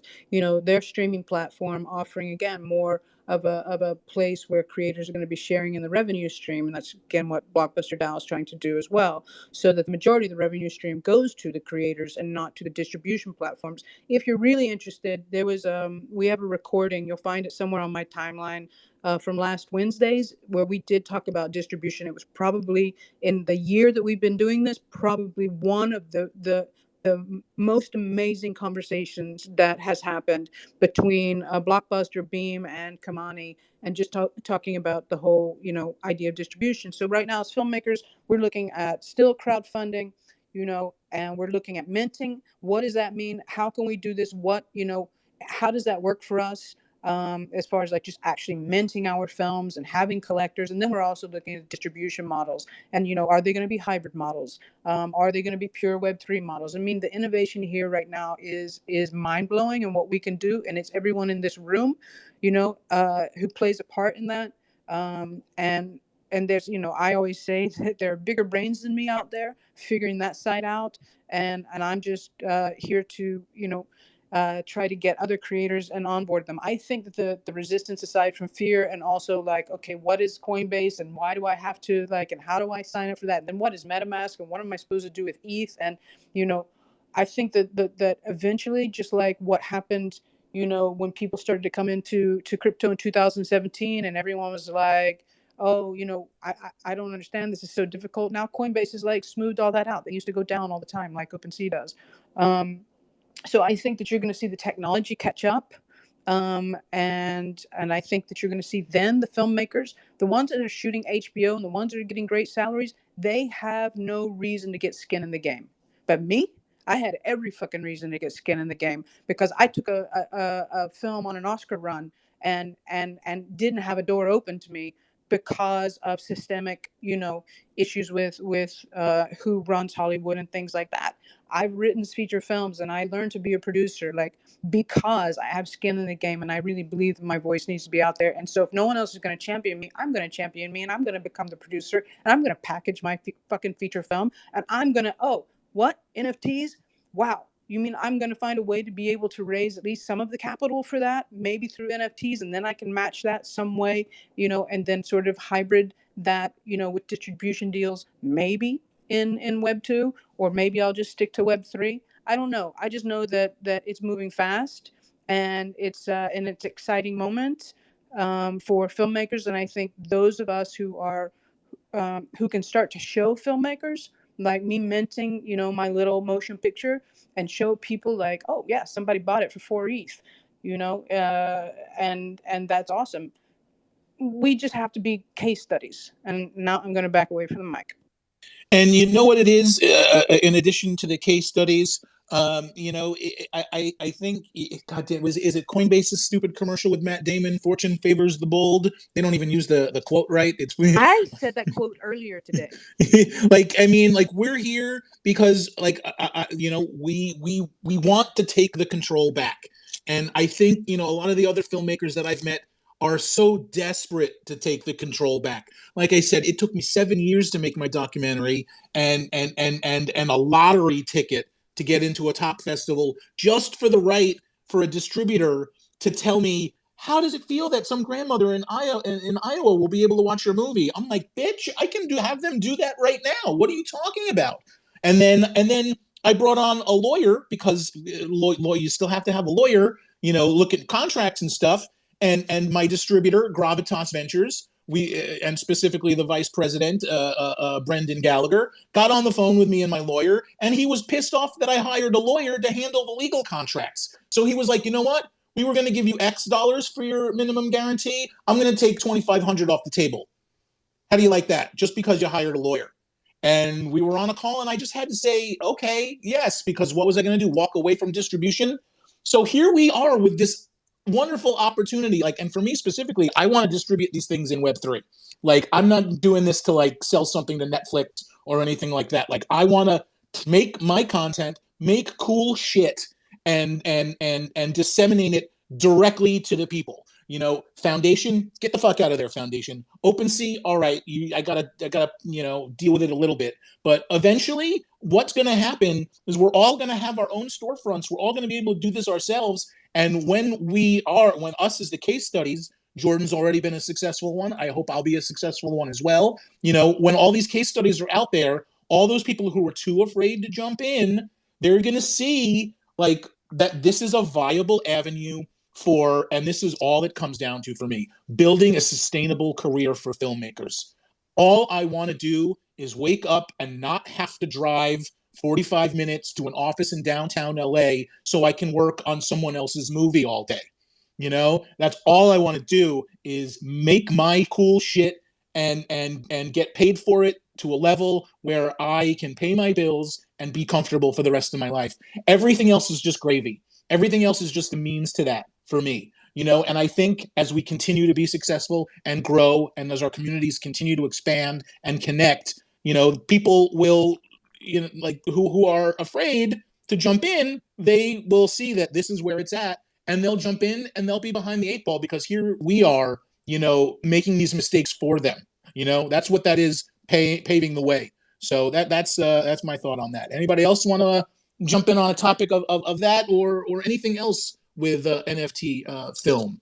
Please, by all means, just request to speak, or raise your hand, and we'll get you in on the conversation. Great opportunity to reset the room. Hey, Jordan, I'm going to try to reset the room. This is Saturday Matinee with Jason Charnick, brought to you by the NFT Filmmaker Squad. The Filmmaker Squad has been a fantastic community, growing by leaps and bounds with each passing week. Check out Jordan's link tree in her bio for a Discord link. Join our Discord, join the conversation, be a part of it, because, like I said, we're going to be here. We're going to be the ones experimenting and making mistakes. So when everybody else finally does jump into the pool, we'll have paved the way for them. So okay, one little thing. Please, this is his pilot episode. Everybody. This is his pilot episode. We're so excited. It's been in the works. We also have the OG's film space on Wednesdays from 1 to 3 Eastern, and Mondays with Miguel. I do have to say, though, we're skipping this Monday with Miguel. But typically we have Mondays with Miguel from 1 to 3 Eastern, and now we've got the Saturday Matinee with Jason from 2 to 4. So if you want to get involved with Jason in this conversation today, please hit that little ask to speak button and come up on stage. We got about 20 minutes left, and We're so psyched that there are so many rooms that go on and so many spaces, so many really cool conversations in this new, ecosystem. And we're psyched that you guys have come to hang out with us today. Yeah, by all means, if anybody wants to, again, I was talking earlier about what we're doing to create value for our collectors, and add an extra dimension to, above and beyond our film projects. So if anybody wants to, pilot episode, if anybody wants to get up and chill whatever you're working on for a second and tell us what you're doing and what you're putting together, to provide that value for people, we'd love to hear what's on your mind. So by all means. Or Film Freako, yes, please. Hey guys, hey guys. Just picking up where we left off. No, I just wanted to say that I really, really, really appreciate what you just said. You both say the energy of your latest commentary, Jason. I mean, it's like touching my soul, because I actually just posted a little thread on my Twitter that is basically like the same feeling, and I have the feeling that I don't know if 90% of, but many of the independent filmmakers out there have the same feeling, because we are all being, I don't know, thrown out by distributors, sales agents, even festivals. For example, I made a film that took me about 8 years, 9 years to make. I made 2 crowdfunding campaigns. I got credit cards to pay for it. I got lots of favors from friends, family, etc. We made a film with our class, literally, and it's the day today that we haven't been able to show it to the world, because we didn't get into any major film festival. The distributors and the sales agents didn't want to pick the film because it wasn't the kind of film. It's a genre film, so it wasn't the type of film that they take, or because it wasn't in a film festival, but the film festival didn't want it either, because it was. I don't know how it exactly works, but I got the feeling that the sales agents and the distribution companies have a lot to do with films getting into film festivals because of their friends, their network, etc. So, I mean, there was a lot of issues. We couldn't get the film to be shown anywhere. We managed to get a deal with the largest distribution company here in Colombia, which is called Cine Colombia. They have theaters all over the country. And we were going to go out with them. It was going to be great. And then, bam, the pandemic hit. So everything was canceled or postponed until new notice. And today's the day that they don't know if the film is going to go out, because people are not going to the theaters to watch Colombian films, because they just want to go out there and watch Hollywood and all these films that I actually like as well. But our films, the ones that we're creating with our class, are not being seen by the people here. So I think this Web3 thing, the NFT things, are like the best opportunity that has come to us. I think it's going to change all of our lives forever. And I don't know, I think it's going to be the opportunity for the underdogs like us to finally be able, I don't know if become successful or anything, but at least we'll get a chance to show our work to the world, to make money out of it, why not? And to get to keep doing what we love, which is telling stories. I want to just jump in and just encourage you here a little bit. Yes, the pandemic was a motherfucking beast to a lot of filmmakers, but I would also say that I know a lot of film festivals. Not the Sundances, not the South by Southwest, or not the majors, but a lot of the more medium-sized, smaller film festivals actually Shut the fuck up, but I hear you. Sorry, I'm gonna get rid of that person. That was a good troll. What do you think? I was waiting for it. Waiting for that troll. But anyway, I would like to say that that a lot of the medium to small size film festivals actually found their attendance go up during the pandemic, because they were no longer localized to just their local community. That, or, and again, I'm not talking about the Sundances or the South by Southwest where a lot of people, come to that specific film festival. I'm talking about the smaller ones that, people love film festivals. They want to see a particular film, and wow, there it is. It's available online for them, as and they, buy a ticket and they got to see them. So I'm not really sure if your film, now that you have a distributor in Colombia, but if your film is still doing festivals, but you might look at some of the more medium size or the smaller ones if you want to reach an audience. If you want to get into those Q&As and enjoy that process, then I would encourage you to do something like that. And I will also say, as someone who spent the last decade between Brooklyn and Madrid, and my whole thing is bridging España and U.S. work. A lot of my next couple projects are all in Spanish language, and they are with Spanish talent that you see all over Netflix, and there's all of Latin America that loves these projects just as much and maybe more than they love Hollywood things because it's in their own language. So I hope that is somewhat of encouraging to you, because I think that yeah, it takes 8 years, and what you've done is amazing. I think it's an absolute magic trick when any of us get a film made. Yeah, thank you so much. Okay, sorry, go ahead, Jason. Oh no, that's all right. But I just wanted to echo what Jordan was saying. Like we talk about the gatekeepers all the time, and I think we as filmmakers, because we're making films, we forget sometimes, or maybe we don't, like just how much of an incredible, amazing achievement it is just to finish a movie. Whenever I talk to an independent filmmaker and they tell me that like they just wrapped post and they don't know what the future will bring, with the festival circuit, but they just locked picture, or they just finished their online. That's an amazing accomplishment that you should not sell yourself short on. Just because a sales agent is a dum dum, that's why they're a sales agent and not a filmmaker. Like just because they want to gatekeep and do that sort of thing, don't ever sell yourself short. It's an amazing accomplishment just to finish a feature film, to finish a film of any sort, of any size. And the hopefully Web3 will be the home for your movie, and if it's not, I'm sure it will find an audience out there, because they are out there and they're hungry for content. They're hungry for this sort of thing, and the gatekeepers would be very mindful smart if they would be mindful of that there are people out there to view this stuff. But we have a couple of new speakers up on the stage. I see Viva and Sherry there. If either of you guys want to chime in about NFT filmmaking, independent filmmaking, or anything of that ilk, we'd love to hear what you have to think. Viva, you've been waiting for a while. Why don't you go ahead? Hi, thank you, Jason. Welcome. Thank you. My name is Chloe. I'm here with my sister Adami. Hi. We're usually under our Twitter page, Sister Alchemy, which we created like a couple months ago. It feels like it's been years with NFT time, to like delve into the crypto Twitter world, and then we went down this like NFT rabbit hole, and we started collecting, and we loved it.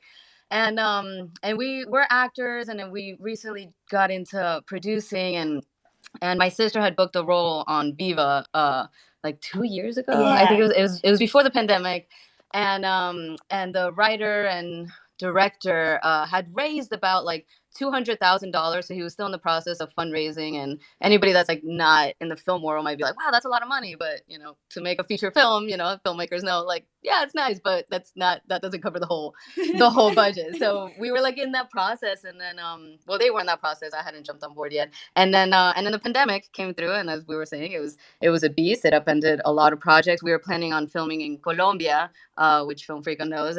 Colombia, like most other places, completely shut down, so everything got kind of put on hold. And then we kind of jumped in. Steve, the writer-director, asked if we wanted to jump in as producers, because we had told him that was something we wanted to like dabble in. And he's like, well, do you guys want to help me produce this film? And then I read the script, and I completely fell in love with it. I thought it would be great. But then I'm thinking like, oh my God, but how do we raise money for, like, I'm an artist. I don't know how to raise money and talk to people about investing in an independent film, which we all know, like, people don't usually invest in independent films to make money. They invest because they believe in the project and the people. You know, it's a really, really risky investment. So we spent a few months kind of brainstorming, and during this time, I'm over here like collecting NFTs, you know, from other collections. So we dropped that idea to Steve. We were like, hey, have you thought about, like, we're seeing a lot of projects. I hadn't seen filmmakers do it, but I was seeing, because for some reason, like Jordan mentioned one time, like it seems the algorithm now is taking off, that people are finding these spaces. Because before, like, I was like, is there anybody doing this? I don't know, you know. But we dropped the seed, and then we planted the seed, and Steve loved it. He was like, yeah, you know, if we can, you know, dismantle the traditional dreaded way of trying to raise money for films and do it in a way that the community, you know, can really get involved, then let's do it. So that just like we got super excited. So then we created, you know, I spent so much time on the Sister Alchemy Twitter page. So I was like, I'll do a Twitter page for Viva, and, you know, and I'll start looking for filmmakers and stuff. So so that's where we found, a friend sent me Miguel House's Twitter. And that's from him I found the NFT Filmmaker Squad. So I jumped in there like about a week and a half ago. We've cried many times listening. Yeah, like because we were so lost. I was like, I don't know how to do this. And the first space that I went into, I think it was one of the Wednesday spaces. No, I think somebody had Jordan as a panelist or something. And then Jordan just, you know, you were saying like, yeah, and we're here to like pave the way for other artists. And I literally started crying because I was so lost. And I was like, this is what I've been looking for. Like, I didn't know how to do it. And now here's all these filmmakers, like, not only doing it, but like showing how they're doing it and what they're doing and what's working for them and what's not working. And that sense of camaraderie was just like super, super touching and super inspiring. Yeah. So now we're working on the short film version of Viva to you know, hype it up. So Steve is over there in Colombia right now doing some location scouting. We had our first table read a week ago, not even, last Friday, which went really, really good. And we're shooting at the end of March, the short film, and we're like, you know, talking about the different NFT collections. You know, there's so much that you could do with film. I see Miguel has done like the shots. You know, we're thinking about the script. So there's so many, you know, I'm working on the website now. We're trying to launch it next week, and then, you know, have a timetable for hopefully shooting the feature film sometime next year. So that's kind of, you know, what we're working on. And we always just want to come up here whenever we get the chance to say like, thank you to everyone that's like inspiring us. Miguel in his Discord had said like, you know, our goal is to hopefully one day like inspire other people. And I had to reply, I'm like, Miguel, you already have inspired us. Like you succeeded. So we're super, super excited to be here. It's a really exciting space. So yeah, we just want to say thank you guys. That's awesome. Well, thank you so guys for joining us on a Saturday. I love your energy. Your project sounds amazing. You know, if you think it was scary diving in while we were all, you know, trying to get ourselves out there so you guys can know that we're here doing it. Imagine my feeling when I was jumping into it last year, and like, thank God I found Jordan, but like I jumped in and gosh, like there was nothing. There was almost next to nothing. Like I said, it was just a bunch of TikToks of filmmakers talking about like what they were going to do, but then nobody actually did it. So I was like, I gotta do it myself. Let's see who else is out there. So that's what it's all about, is just, you know, right now at this moment in time in world history, in Web3 history, now is as good a time as any to just dive in and swim. I've said it about 3 times already today. Like, just take a chance, experiment. You know, I posted, you know, I didn't even shoot some new stuff. I had, you know, some motion graphics from my feature. I had some of my uncle's art because he's a well-known muralist in New York City, and I just had some elements, threw them up, and said, let's see what happens. Nothing's happened. They're still on OpenSea, but like they're my early experiments, and they're there if somebody wants them eventually. And if they don't, that's cool, because it was just for me to mess around with. And that's how we figure it out. That's how we craft our projects. That's how you're going to move forward as you're working on the script and scouting locations and stuff. You're going to be working on the NFT strategy in tandem with the film itself. And those things will just, you know, help boost each other. You know, like the NFT part, the creative part that you guys come up with that works for your project is going to amplify the content of the film itself. And then the film is going to be amazing, right? So then that's going to amplify the NFT offerings. So it's again, I said it before, like it opens up this whole new world for this extra dimension of creativity that we didn't have before. And, and that's kind of one of the reasons why I wanted to talk earlier about getting away from like the investment and stuff, because like you said, like people don't usually invest in movies because they're looking to get rich. They want to support the artists. They want to support the content. They believe in it. And if they can make some money at it, great. So I think that kind of success will only come from the energy you bring to the content itself and the energy you bring to whatever you craft for the NFT portion. People will see that, people will resonate with that, and they're going to want to be a part of it. And so it's all part and parcel with being a little fearless, being ready to and able to take a chance, and hopefully all the good things will follow from that. So yeah. So thank you for coming on up and sharing with us. Thanks. Great, and I hope you guys keep coming back, because we're gonna like let us know how things are going as the project progresses, because we're all here to amplify each other. Jordan speaks a lot about micro and macro actions. We're all struggling artists, and I like to support people. I try to buy NFTs from the people that I love and support as much as I can, but I can only do so much because I have baseball cards to buy too. No. So I love to support people. But even if something as simple as liking a tweet, retweeting a tweet, like that's the easiest thing to do. Go ahead. It seems like a little thing, but when we talk about like the algorithm, like that's actually a big thing that really helps like put those tweets, that message out in front, because if nobody tweets it, we all know. If nobody likes it, if nobody retweets it, we all know that's just gonna get buried underneath all these other tweets. So those are little things that end up being like a big part of this. And I really love too, in the NFT Filmmaker Squad Discord, I had seen one of the filmmakers giving like updates on the project, and everyone's like, and Jordan's checking in. I love it. It's like that accountability of like, hey, how's it going? What are you doing? What are you working on? And they're giving the updates, and I was like, wow, this is really cool. So then that's when I went on there and I put a little update that we did the table read. I find that really cool that we're all like checking in on each other and giving updates on the project. And that gets us talking about it, and then that we talk to other people who maybe are not in the industry, but they're your friends, and you tell them what you're up to, and then people get hyped, and that's how people just start. Let me check it out. If you think it's that good, I want to see something that good. I want to resonate with that energy. So that's why I think if we just continue connecting each other like this, speaking, doing, we get to share this with more people. I love this. I you guys have brought a lot of life to that Discord, and I loved it when you put that photograph in.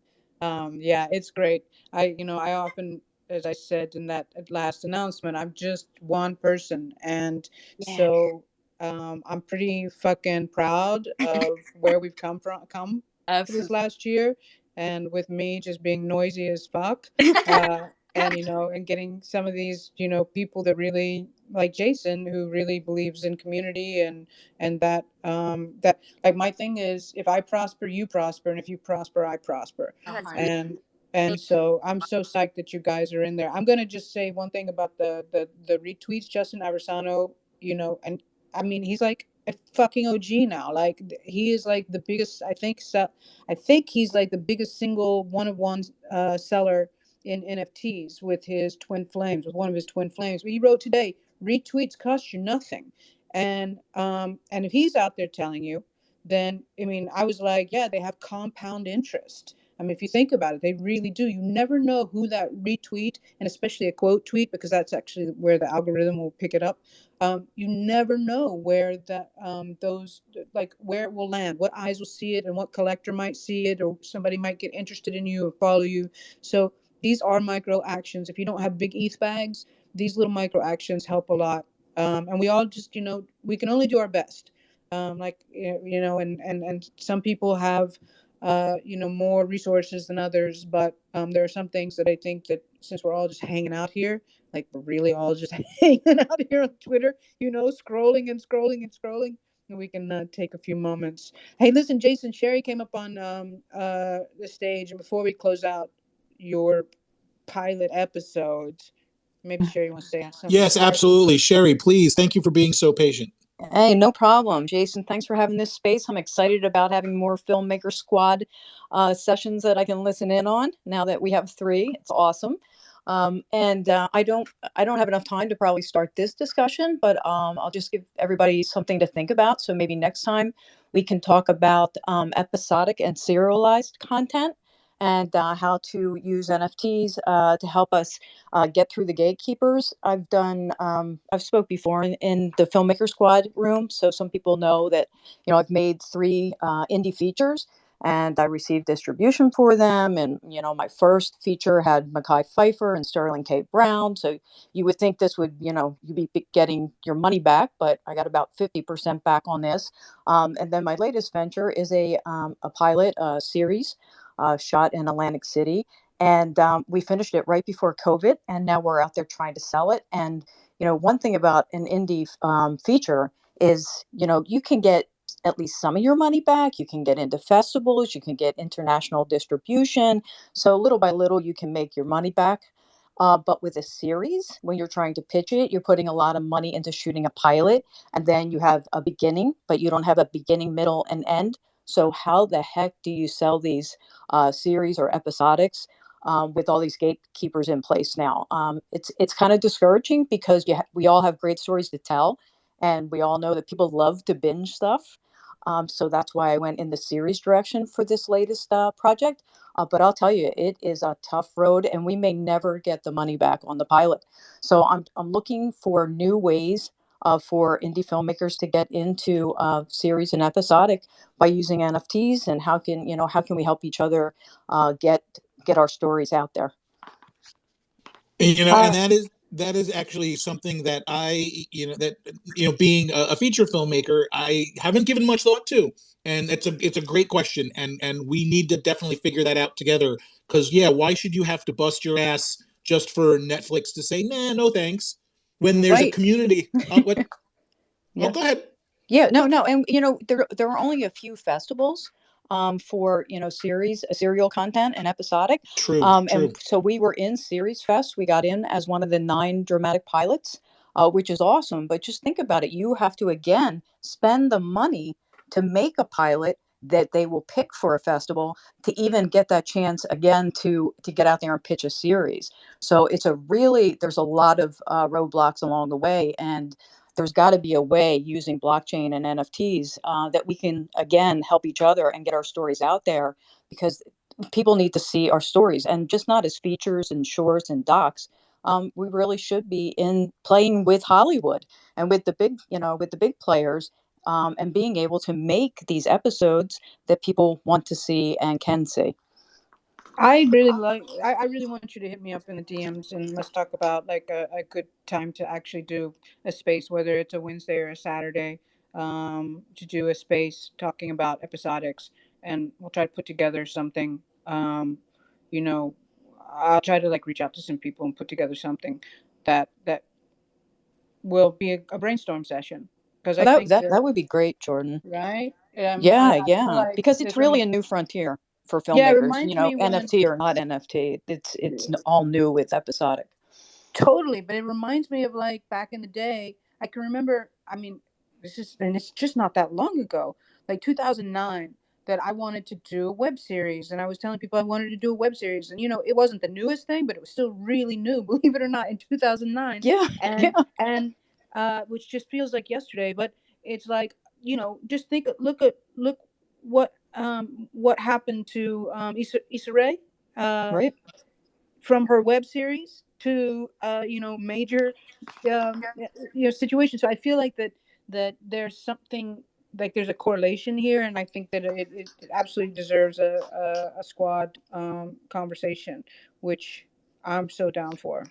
Yeah, thank you so much. I would love that. And when you're talking about case studies, I love how you're. I think you're not calling it a short, your project. You call it a motion picture, right? I do, Yeah. specifically because it didn't feel like a music video, because it was conceived as it was inspired by a song, but it was conceived in a script to tell a story of beginning, middle, and end. But because I know that motion picture, like the first 30 years, films were set to music. They didn't have dialogue. They didn't have sound, and so they were called motion pictures. And I also, when I think about NFTs and the way we look at them digitally, whether it's a one of one or whatever, we're looking at a lot of pictures, JPEGs or pictures. So I just thought, well, this is I think motion picture is perfect for this. I love that. It just sounds powerful. I love that you named it motion pictures. Also, I just want to say I love it as a case study. And you're saying we need more case studies. And I have the full package. Like I said, I've shot it. It's done. We're at a network right now being looked at. But I would love to use a project like 48 Blocks and some other projects and do a case study around episodic. Did you say Bored Ape Yacht Club? No, I'm sorry. What'd you say? To use as a 48 case blocks. 48 Is that blocks. the name of your pilot? Yes, that's the series. Yep. Oh, cool. Let's talk about that just because we Okay. have to wrap today up. Yep. And I just think that it deserves a brainstorming conversation. Awesome. So before I throw it back to Jason, and I just want to say, if you guys don't know, we have a Discord, and we're all about building community because I really believe that that's the ethos of Web3. I mean, I think we know that is by just taking a look at, speaking of Bored Ape Yacht Club and a lot of the other PFP projects and how they're rolling those things out, like Atom Bomb Atom Bomb and stuff like that with Bobby Hundreds. So anyway, join our Discord. You can find it the link tree in my link tree, and you can always tell when I start to stumble over words that it's time to say goodbye. Jason. This has been quite a wonderful experience, Jordan. You're just an absolute champ for boy. It is it's a lot of balls to juggle to do one of these shows. So it's been a blast, and I definitely want to talk with you, Sherry, more as well about episodics because I have some stuff that I'm also working on that are in that realm, and everything that I do for my projects. I'll say this, as well, and I gotta put this on my websites and stuff. Everything that I'm doing, aside from the content, but the concepts of the projects themselves is completely open source. If I hit upon something that becomes like a successful paradigm for an NFT film project, by all means, do it that way or tweak it or anything like that. Nothing that I'm doing is particularly proprietary. I'm not going to be a gatekeeper in that way that said I had success with my project by doing these limited editions and you need to do it the same way. No, if something works, take it, make it your own, use it, adapt it from a feature film to an episodic format. Whatever the case may be, if I or Jordan or anyone else up here hits upon something that it really resonates with the community, I want everybody to be able to take that case study and adapt it to their own projects and make it work for them, because that's how this is all going to work. That's how this is all going to work in Web3, and I love it way, way, way more than Web 2 and legacy stuff. So with that, I see Christina has her hand up. I want to give you a real quick chance. We are going to wrap the room up, but if you have something quick to say, by all means, I'd like to let you chime in before we go. Yes, thank you guys. Speaking from Prague, Europe, I just want to say again, pleasure to be here. Amazing space, inspiring people, and I'm blessed that you're doing these rooms in also suitable for European time. So I enjoyed very much, and thank you for the space again. Nice to meet everyone, and thank you. Oh, well, thank you so much for joining us. We had a blast today. Next week, I'm actually shooting the first episode of my web series. It's an anthology, so it's not really an episodic, but I will be shooting next week from 10 to 2. So the time for the show is to be determined. So please stay tuned. Follow me on Twitter. Follow Jordan on Twitter. Follow everybody that you see in the room to stay up and current on everyone's projects, and like and retweet and the macro and the micro actions and all of that fun stuff. So stay tuned on the time that we'll do next week. I am shooting, but I do plan on still doing the show. We'll see how that goes, and how exhausted I am after shooting. But we'll figure it all out. And thank you guys for joining us. Don't forget Mondays with Miguel, brought to you by the NFT Filmmaker Squad. Our usual Wednesday show with the amazing Jordan Bayne. Go check out her link tree for the link to the Discord and all of that. And hopefully we'll see you guys next week, and we'll see you guys in the other rooms. And viva la NFT film. Thank you guys all for coming, and have a great weekend. Thank you. Ciao. Thank you, guys. Thank you. Thank you. Bye-bye. Take care, everybody. Bye. Ciao, ciao. Adios.